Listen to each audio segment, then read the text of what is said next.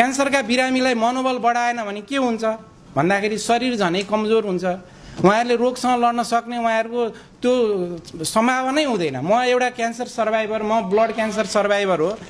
Blood cancer वास्तवमा धेरैलाई के हुँदो रहेछ भने यो ब्लड क्यान्सर निकै हुँदैन भन्ने अहिले पनि भ्रम छ।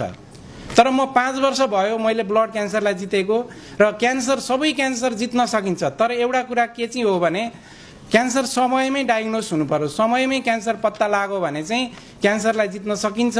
क्यान्सरसँग हामीले नडराइकन त्यसलाई चाहिँ सामना गर्ने हो। डराएर हामी आत्तिएर केही हुनेवाला छैन। आखिरी समस्या त सिर्जना भइ नै सक्यो, समस्या सिर्जना भइसकेपछि लुकेर हैन त्यसलाई चाहिँ कसैलाई नभनेर भन्दा पनि आफैले त्यसलाई स्वीकार गर्नु पर्यो। म क्यान्सर सर्भाइभर हो, म क्यान्सर बिरामी हो, मैले जसरी पनि क्यान्सरलाई जित्नुपर्छ भन्ने भावना यदि हामीले मनैदेखि जागृत गर्न सक्यौँ भने हामीले क्यान्सरलाई जित्छौँ।